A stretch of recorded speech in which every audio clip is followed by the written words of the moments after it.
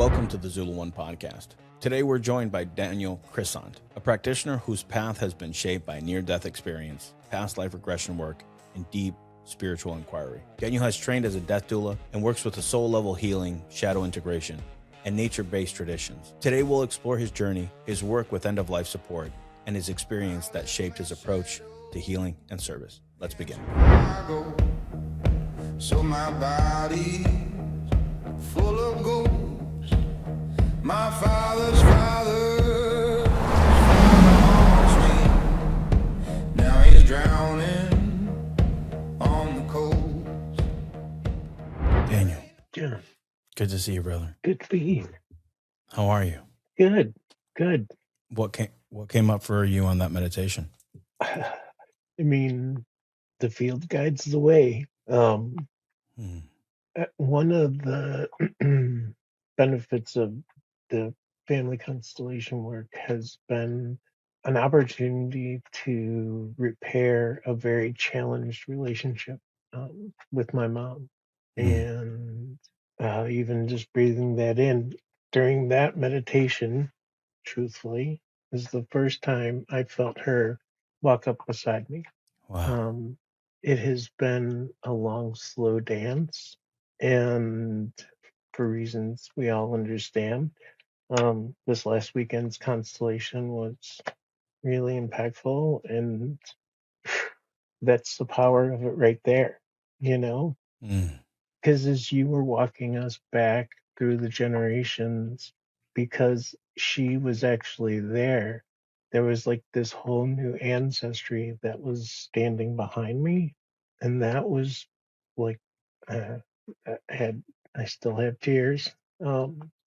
I am profoundly grateful for these steps, you know?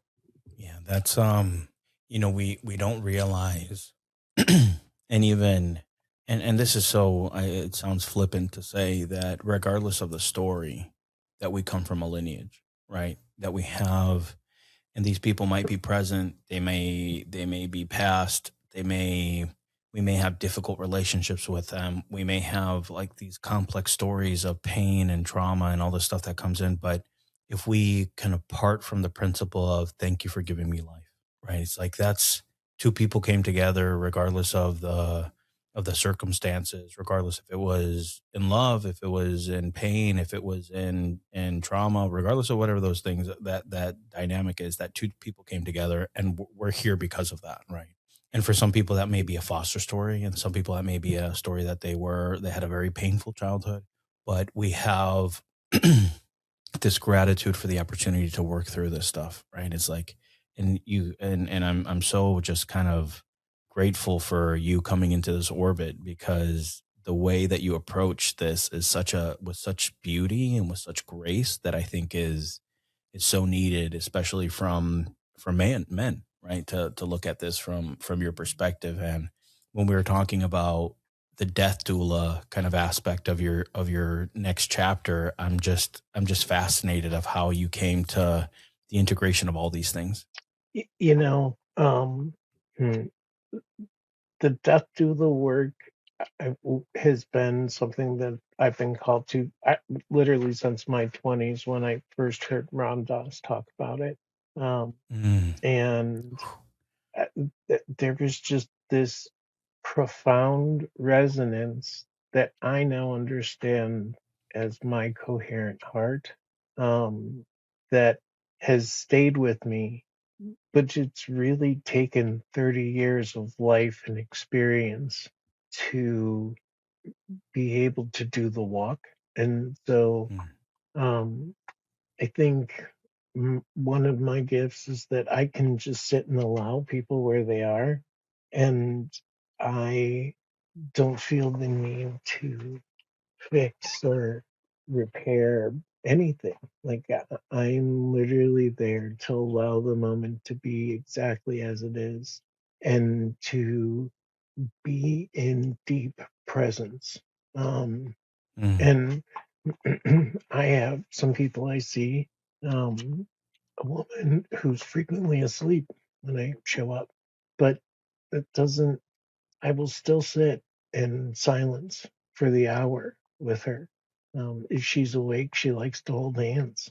So I get Mm, my hand warm in the sink and I get it, um, and she has memory issues, but that's okay. Like we sit in that deep presence.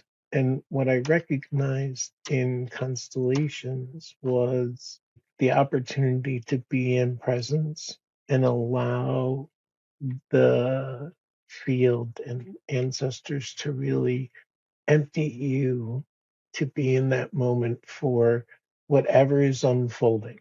And I mean, I don't think people ever forget their first constellations. mm, And we had a very small, intimate group. Really was so heart open that it was one of the most beautiful weavings I just had ever witnessed in real time. And I knew it when I saw it. Um, and so, and even with just the few constellations I've been able to do, I feel that work has deepened my ability to be present, to really mm. empty my story altogether and just allow the moment to unfold. No expectation or stories. And I think that's part of what really has me coming back.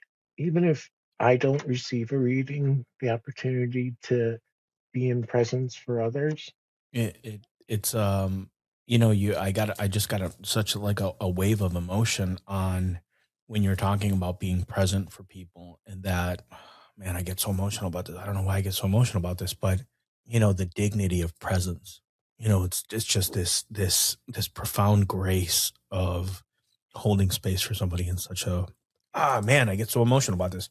um just really holding space for somebody during that transition, and it really takes a special human being to go through that process. So, man, what a, uh I can't explain it other than being in the presence of grace, to do that for somebody else. It's oh man, oh, I didn't know I was going to get so emotional about this, but it's truly profoundly beautiful. Yeah. Well, and the, one of the core mantras, right, in my practice is we're all just walking each other home. Yeah, Um, that is beautiful. and because I am of the understanding in reincarnation, because that what feels organic and right to me. Um, eh, I also feel like a deep connection that I've done this before, and that Mm, when I cross the threshold of their room, I really am bringing in all those times I have practiced this before. And so I can walk in with a completely, I don't know, and I don't need to know. And when you drop that and you just allow for the moment, um, I'll tell you the telepathy tapes have really influenced me when people are sleeping or maybe they have memory issues to really drop deep into the heart and mm, allow that heart to heart frequency to do the talking. Um, yeah.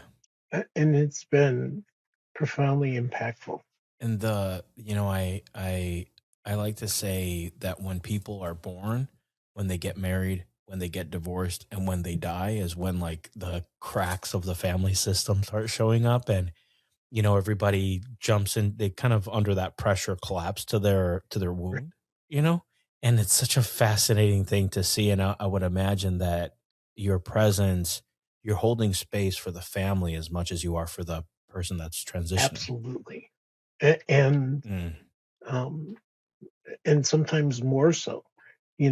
Right now I'm seeing people that are in facilities, but when we are seeing people at home, um, that is a form of respite care, and their caregivers yeah. very much need that time to go do the things they need to and not be 75% still in the house. And I consider it a great honor that these people open their house to us and Mm, give us the opportunity to walk with all of them. And there's so many lessons that are unfolding from it. I feel like I'm just at the tip of the iceberg, and I, I'm grateful that I have the opportunity to do this work. And you're exactly right. I would take the divorce. I will take that. Thank you. And that collapsed everything. I mean, Yeah.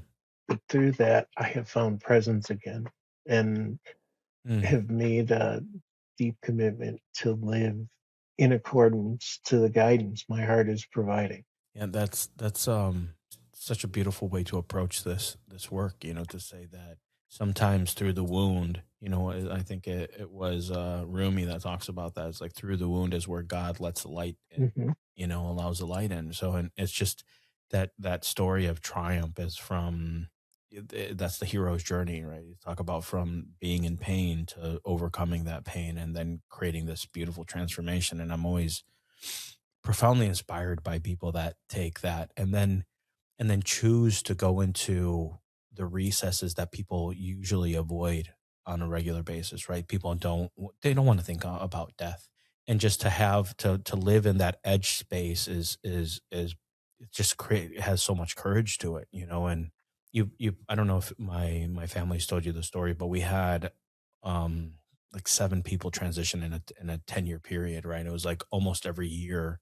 It was very almost like clockwork. Somebody was passing, and some were abrupt and some were through hospice care, and we became really good at end of life, which is weird for a family to say, that we just had a ton of practice. And there was now looking back on it, there were so many beautiful gifts in it.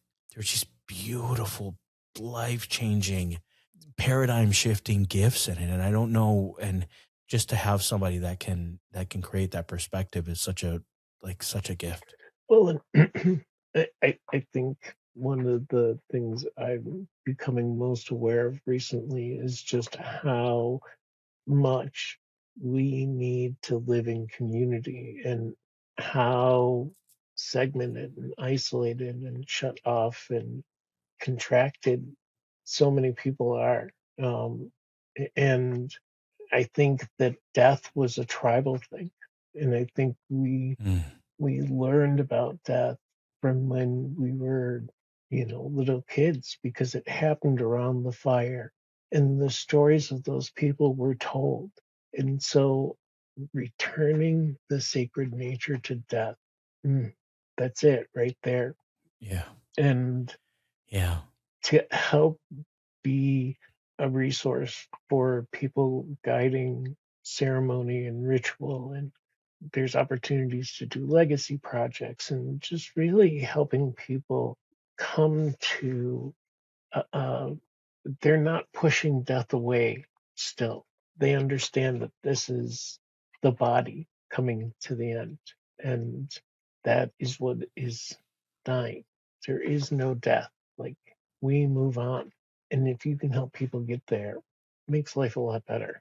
Yeah, yeah, I think one of the most beautiful things in constellations is that we see that when we see those people coming into our system and still having influence and being able to reconnect and being able to bow and to say thank you and or give back those things to our lineage is just like it's so releasing to act after a while. It's like it's not obvious. It's not one of those things that you see like, oh, things just don't change when somebody transitions. It's literally now I have all the support and support of the highest version of them, not the support of the wound of who they Right. were, right? And so being able to work through those things is such a great opportunity for us to release and give back that baggage and give back the stuff that doesn't belong to us and us only carry what's ours. Well, and to have that supporting relationship with ancestor, I have found through the end of my divorce, I mean, I felt more alone and isolated and in the dark. Um, and I realized that now that I needed to go there to understand that, like, I was never alone. I was never alone. Mm, That even in the most isolated, contracted state, like, I walked with legends And constellations has given me such a unique opportunity to really connect to those incredibly beautiful on the other side, like you said, highest versions of them, um, to feel their support when doubt or anxiety or fear rise, you know, um, truly a profound support network. And then, like, when we go to do a constellation weekend, I'm sitting there watching people walk in, and I'm watching like the entire convention center come with them. Yeah. And so Yeah. um, it truly is a profound opportunity for the individual to work through those things that, like you said, have been passed on to us that aren't ours to carry. And I've seen such profound movements for so many people now. It is truly breathtaking. The thing that I love to see is when people's energy at the beginning of the constellation and then after. If I had ghost spectrum analyzer of like analyzing people's energy and take a picture of like the auras of what they look like versus afterwards, it's like it's just such a Right. transformation. But when we walk in the room, we're all in our head. And Hmm. by the time we get done 6, 7, 8 hours later, we are not in our heads. And we Yeah. have spent real time in our hearts and in community. Um, uh, and I still love that my rational brain wants to try to get a hold of it, like in a way that it can tie a bow around it and understand it. And then, like, the soul self of me is like, yep, we understand how that happens. And it's through grace and guidance. And yeah, um Bert Hellinger would say that the longest road in Africa is not from Cape Town to Cairo. It's from the head to the heart and from the there to the here and now, hmm which is like, oh, when you hear that, you're like, wow, that's just, we cut. And you said that so beautifully is like that we come in, everybody's in their head and they're carrying all these things and they're going to be like, what am I going to do? What am I going to do? If you just arrive from your open heart and how you approach the end of life care to say, I'm coming here in presence and being an open heart and being an open vessel, that we're not carrying this baggage. And that's where these things disconnect, is through that trauma that's here in between those things. And it shows so much how much work you've already done before you got to constellations to be a vessel that's open to just be present, right? It's like if we just could be Well, present. I will definitely give credit to the Death Doula program through Ember Light, the Center for Conscious Living and Dying in Asheville. If you'd like to attend one of our events, please check the description below. We'll provide details and registration information for an event near you. If you're enjoying this conversation, please like, subscribe, and share with your friends. It truly helps us with the algorithm, and this allows this message to reach more people. No noise, just clarity and real transformation. Thank you. They really provided absolute rocket fuel in terms of establishing why the power of presence is so important. And there are many details that will come, but the pathway to presence has to be through your trauma. And so, Mm. because when you walk into those situations, whatever your triggers are, you need to either be aware that they're going to happen, and that way you can allow them to rise and fall and be like, yep, that's me being me. And there you go. Or I prefer just to stay in the moment and kind of move with the situation. And the program provided really great intimate friendships. The cohorts that I went through the program with, I am guaranteed I will be working with. Like, it's just, I don't know Yeah. how, I don't know when, but like my heart is just so crystal clear. Like, the universe is weaving its way, so we will be back together again.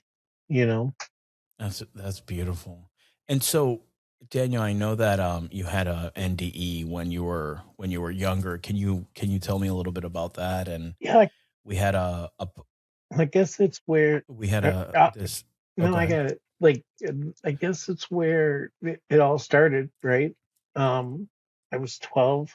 I had been sick for 2 years, autoimmune hemolytic anemia, which is basically my spleen devouring my red blood cells. Mm, They Mm, couldn't get it to stop, and so removing the spleen was the answer. Um, and 2 weeks after that, I started having crazy pain in my right side. um, Doctors didn't believe me, said I was making it up, and the pain only continued to get worse. Um, it had been about 2.5, 3 weeks, and the medication wasn't working anymore. Like I would get a half hour, and they're like, "Well, you have 3 hours and 30 minutes to wait." Um, and I couldn't remember what happened before, but I remember like leaving out of the hospital, like just rising. But what I remember most of all is that I wasn't in pain, that I was aware of the whole self, like the blinding white hot pain was gone. And so I continued to rise until I got to a point where there was a park bench. So what do you do when you see a park bench? You take a seat. And like a mirage coming in from the desert, I see this form walking towards me. And as he approaches, I can recognize him as my grandfather, who passed away when I was one. And he sat down next to me. I can still feel his hand put across my face. His hands were coarse like sandpaper, and they smelled like a rich, deep tobacco smoke. Um, and he simply looked at me and he said, "Dan, it's just not your time." It's like, mm, I understand. Like, this is just, please believe me, this is just not your time. We sat for a while on the park bench. I don't like remember if there was much conversation, but his presence, man, I can still like even now. I'm 51. I can still smell the tobacco on his hands. Um, mm. Shortly after waking up, a young intern or a young like radiologist on probation in the hospital came through, and everybody was trying to crack my case because nobody knew what was going on. This guy walked in, looked at my chart, and within 2 minutes knew exactly what was going on. That post splenectomy, it is very possible to get a blood clot to your liver, and the the main highway vein is the one that gets occluded. And so they wheeled me straight into radiology. They found the blood clot that was 99% occluded. And so the body over the previous weeks had been building secondary and tertiary blood supplies around that portal vein into the liver. So, I mean, had I not been 12, like there was so much that shouldn't have happened that happened. Um, and I knew it was my grandpa because in conversations with my mom, like I just remember her dropping and being like, "There's just no way you remember that he died when you were one. You were one. Mm. There's no way." And ever since then, I can't tell you what there is, but I can tell you there is an is. Yeah, makes sense. And Yeah. at 12, that changes that changes the lens of everything, right? Yeah, that's my wife is into this world, right? That she about exploring what the other side, Hmm. right? And we listened to this podcast, and it was end of life hospice nurse, and she would talk about that doesn't matter if they're on heavy medications or not, doesn't matter what their religion is, doesn't matter if they were a great person or not. That it doesn't really matter the story of the context, but most people report that people come to get them, right? And it's just like this phenomenon that people that have transitioned already, that your family members are going to be like, "Hey, all right, so you got a couple days," or they'll say something, they'll have a message, or they'll be in the room, or You have people that raise their hands to reach out for somebody, to say that. It's like this wild phenomenon that it even shows up in the hospital end of life care pamphlets, that I don't even think that we have the right language to explore where this phenomenon comes from. To say these people come to get us, or they come with a message, or they come with, like in your grandfather's case, to say not yet. And just this, like, just beauty of that we're not alone, right? That we don't have this kind of finality, this bookend to our lives, that there's this other piece. And I have a family anecdote for this, and it's completely anecdotal, but my aunt, my mom's sister, passed away, and her middle son, that she was extraordinarily close with, developed cancer, and he was in hospice. And she said, she came into the room, um, and she said, "You have 3 days." So he's like, "Hey kid, you got 3 days, basically." And he was like, "Yeah, mom came. It was either a dream or a time." And he was in an odd situation, because he was all there mentally. He was all there. He was a young man. He was 31 years old, and he was physically there. And he could, as he was transitioning, he was like, "I just died." Like, he was almost narrating his transition, which is wild. And he was still so strong. And he was he played football for the Air Force Academy, and he was a special ops guy in the Air Force, and so he's a physical specimen. So there was part of his body that was transitioning, and there was also part of his body that just had this natural fight in Right. it. And it was just fascinating to see somebody go through that, and not from the family member that's losing somebody that they care about, but from the kind of objective or systemic lens. You saw this. She came in 3 days, and then he was narrating the process of transition. It's just mind But I blowing. mean, that her like setting that timer off gave him the presence to be able to do that narration. Yeah. Um, I find that profoundly impactful. And um, my grandmother on my dad's side lived to 103, and gracefully the universe knocked on my shoulder and said, her time's coming. If you want to see her, scramble. And it was in March of Mm. 2020. And so Oh wow. I was traveling the beginning of the month. Um, and even now, I stand in grace for it. Like 2 more weeks, and I wouldn't have made it out there. I couldn't have traveled, like, so much. Um, During the last couple of days I was with her, she started talking to her brothers and sisters. All had passed. Mm. She had three sisters and three brothers. And Mm. instead of she had really advanced Alzheimer's. But instead of trying to correct her, I started asking questions. What are they wearing? Where have they been? They know any good jokes? Just to get Mm. her to start, because at some point it was very clear to me that they were in the room, and like, she Mm. was just closer to the veil and could see them. Um, Even in my nonverbal patients, I will still ask if they have brothers and sisters for them to come forward and to be Mm. guides, to show the crossing way. Um, and there's something in me that knows it gets there. Yeah, it's a profound knowing, which is, it's almost truer than true, right? Listen, I'm an engineer. I know science and math, and I love it. Right? I love the rigors. I got my master's degree in how and why water does what it does, and that is knowledge. Mm. What comes through my heart is a timeless wisdom, right? Oof. And so I can honor my knowledge because I enjoy it and I really appreciate the scientific method. It helps me get my head around some things.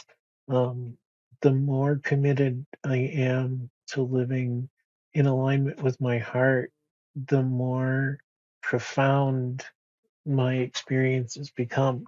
I just heard something this past week that the heart is 1,000 times more conductive and electric than the brain.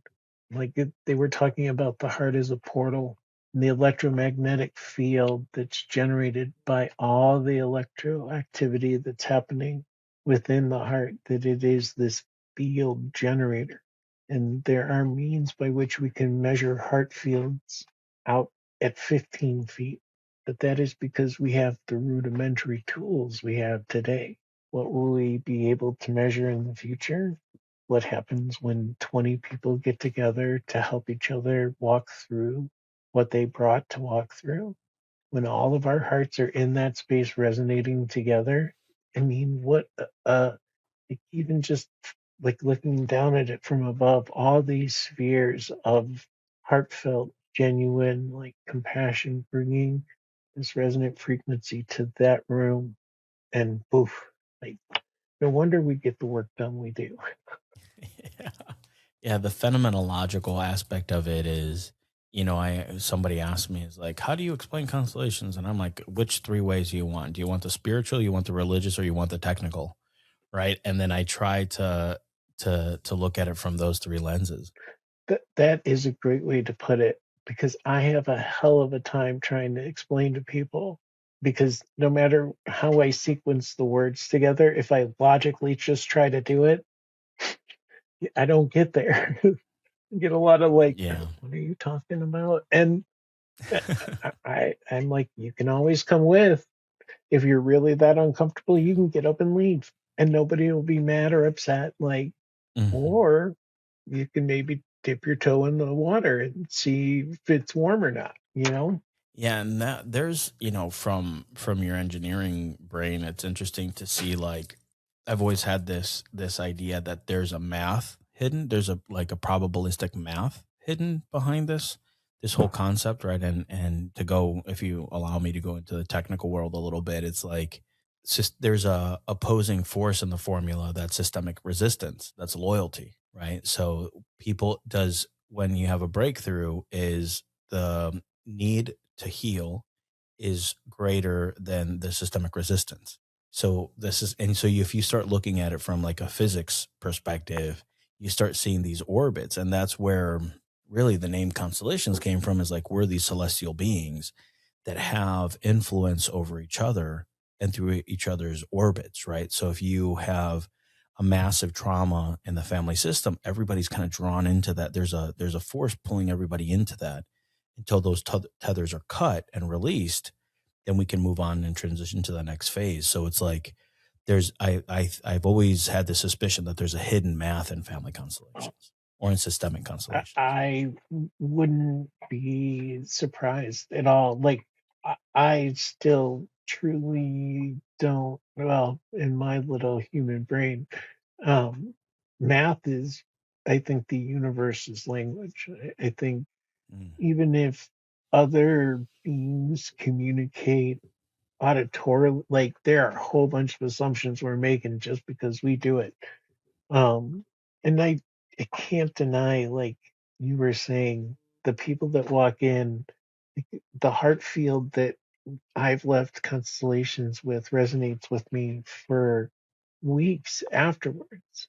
And those unique people that played a part either in my reading or that were on the field with me, when they come up, like I'm right back with their heart. And I mhm. know that heart because we spent time in that space together. And we're going to do a little science. Let's do science. I think somewhere we exchange like quantum entanglement. Like I think there's something that people exchange Yeah. that comes from the heart. And I can't put a name to it, but it is a thing. It's not a thing. Whatever's exchanged stays with. And it is our ability to tune back in on that that allows us to like instantly connect hearts across vast Yeah. distances. Um, I was at a shamanic healing ceremony last night, and some people shared some profound things. And standing in the sunrise, like this morning, I just let that like warm golden feeling flow out to the group that was there gathered last night Mm. because it was so special. Um, I do think science will catch up one day. I think that there is I mean, our ability to detect is continuing to get better. There are things that are continuing to be discovered. Um, I think there will be a time when the nature of the energy or prana or fill in your blank quantum, it all works.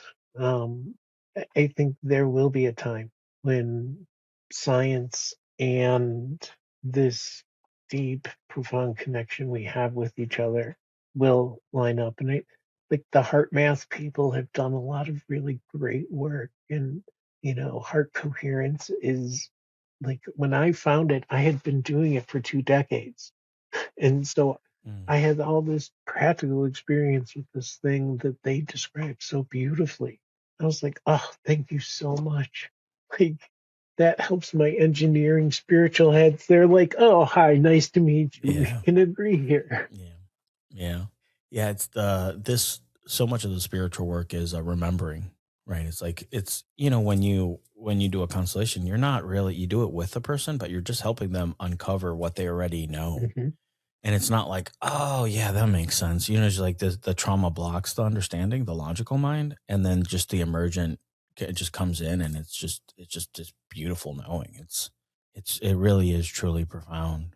But Daniel, we're at the top of Yep. the hour, and I want to thank you for just bringing your incredible presence to this, and encourage you to keep doing this work. It's so needed to do this end of life care, and it's just such a beautiful thing, and it's very inspirational. And if people want to get a hold of you, how would they do that? How would they best do that? Dan Kriesant at gmail.com. There you Okay. go. Truly grateful for being here. Thank you for having me on. And thank you for bringing your beautiful soul into our orbit. I'm deeply grateful for that. Well, I think we still have a lot of work to do together. So I am profoundly grateful for the community. Thanks for tuning in to the Zulu One Podcast. If you found value in today's podcast, please don't forget to like, share, and subscribe. Your support means everything to us, and thank you for being part of this journey.